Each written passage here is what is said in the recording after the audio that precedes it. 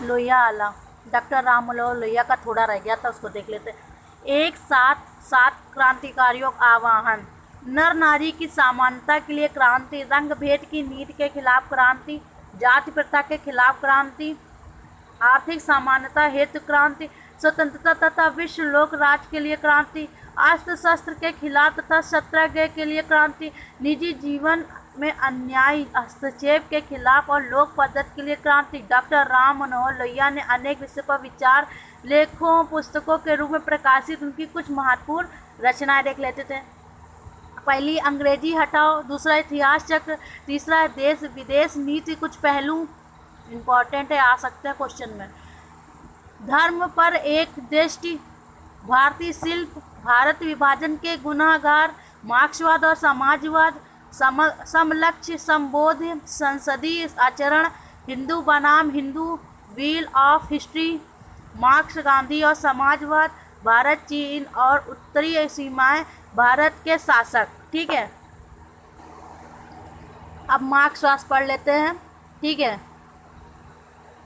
मार्क्सवाद कला और साहित्य चिंतन, मार्क्सवादी दर्शन से प्रवाहित इसके दो प्रमुख आधार हैं। पहला है द्वंद्वात्मक भौतिकवाद, दूसरा ऐतिहासिक भौतिकवाद। द्वंद्वात्मक भौतिकवाद एक विकास का एक सिद्धांत है जो क्रिया प्रतिक्रिया समन्वय के द्वारा आगे बढ़ाने की प्रेरणा देता है।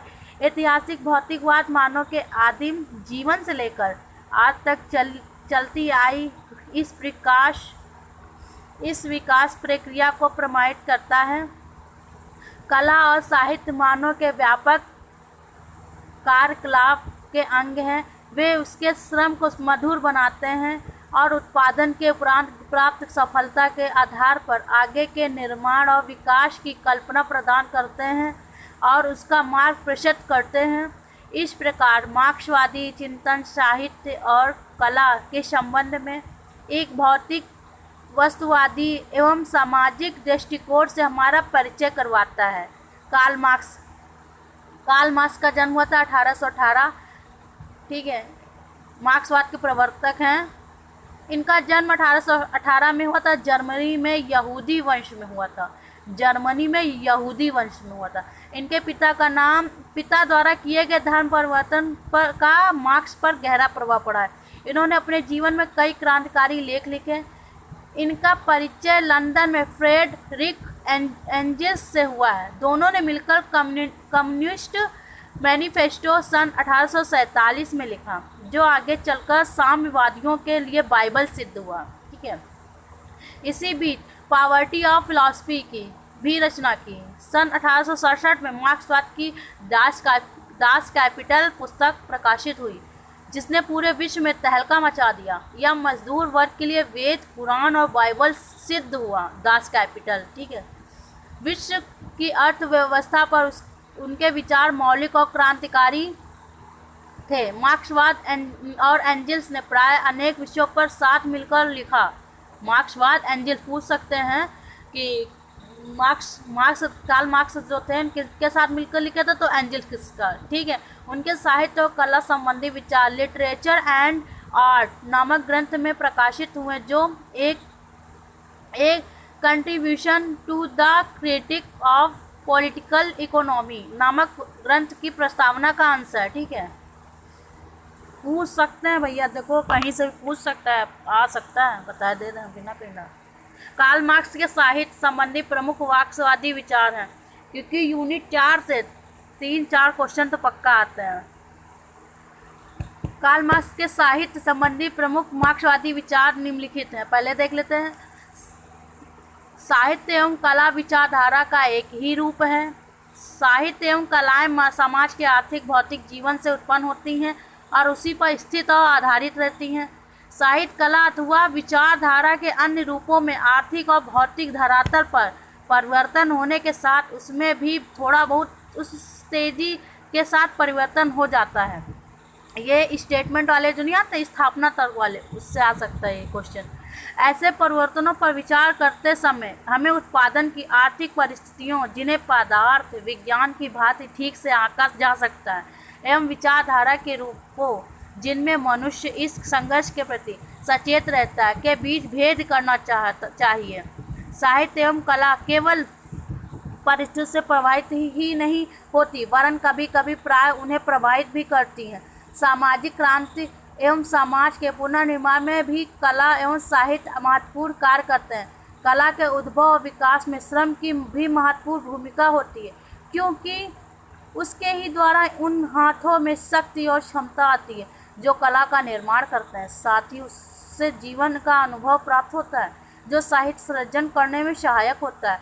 पशुओं, पक्षियों, कीड़े मकोड़ों आदि अन्य प्राणियों से मनुष्य की शक्ति और प्रतिभा तथा दृष्टि भिन्न है। अन्य प्राणी केवल अपने या बच्चों के लिए काम करते हैं, जबकि मनुष्य अपने या अपनी जाति के लिए ही नहीं वरन सबके लिए काम करता है।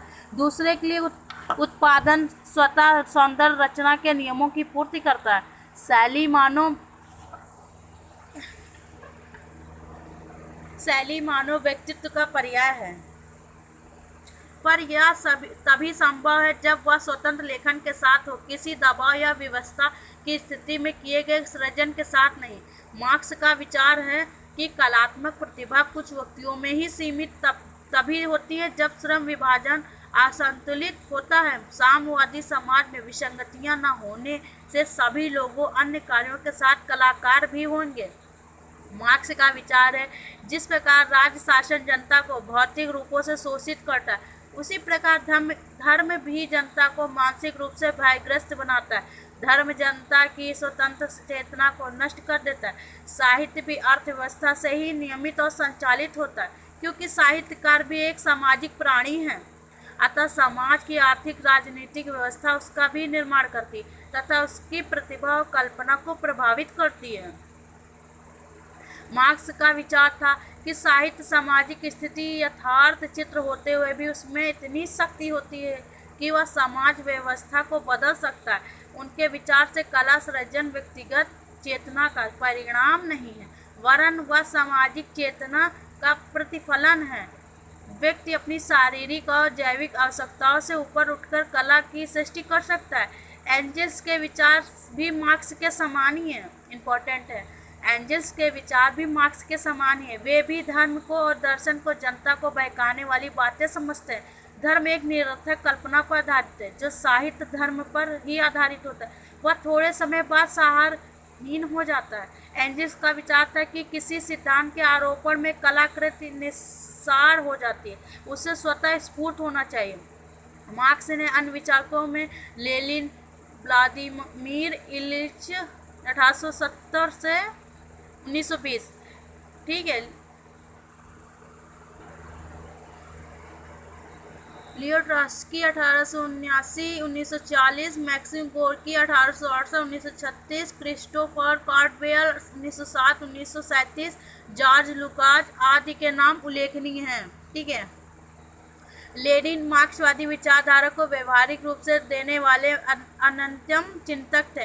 लेनिन का विचार था कि वह कला नहीं जिसको कुछ लोग ही समझ सकें। कला वास्तव में जनता की थाती है और उसके जड़े श्रमशील जनता के बीच गहरी होनी चाहिए।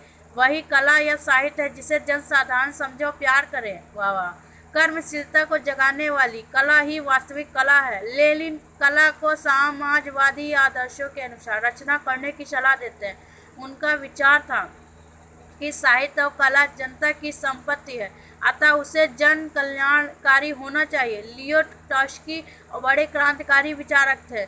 कला और साहित्य संबंधी इनके विचार, इनके लेख है द लिमिटेशन ऑफ फॉर्मलिज्म ने मिलते हैं। उनका विचार था कि मार्क्सवादी विचारधारा में केवल सामाजिक दृष्टि से महत्वपूर्ण कलाकृतियों का ही सम्मान नहीं है, वरन विशुद्ध कलाकृतियों को भी उसमें स्थान दिया जाना चाहिए, क्योंकि उसमें साहित्यिक परंपराओं को ऐतिहासिक प्रेरणाओं का पता चलता है।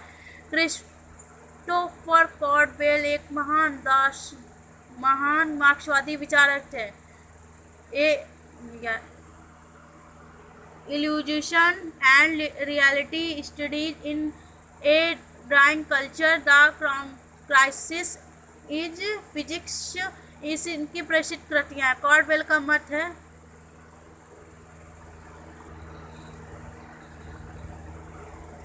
हाँ कॉर्डवेल का मत है कि कला का सत्य और सौंदर्य की सृष्टि उन्हें साध मानकर नहीं करता, वरन उसके लिए तत्व यथार्थ की जीवंत गतिशीलता के अंग है। सच्ची सौंदर्य भावना का उद्भव विवर्गहीन शोषण मुक्त समाज में ही संभव हो सकता है। जॉर्ज लुकाच का प्रमुख योगदान यथार्थवाद की मार्क्सवाद व्याख्या करना। लुकाच के विचार से कला मानव की सामाजिक और नैतिक समस्याओं से गहराई तक जुड़ी रहती, अतः हमारे लिए सामग्री का स्रोत भी है तथा नवनिर्माण का माध्यम भी। लुकाच के विचार से प्रत्येक महान ऐतिहासिक युग क्रांति का युग होता है। इम्पोर्टेंट है। मार्क्सवादी दृष्टिकोण से कला और साहित्य पर विचार करने वाले अन्य प्रमुख नाम हैं। ठीक है। इस प्रकार मार्क्सवादी साहित्य चिंतन का मूल उद्देश्य कला और साहित्य की साहित्य की समाज परकता एवं ऐतिहासिक परिप्रेक्ष्य में उसकी अवधारणा के साथ सर्जना माने जा सकते हैं। हो गया। कल मनोविश्लेषणवाद पढ़ेंगे।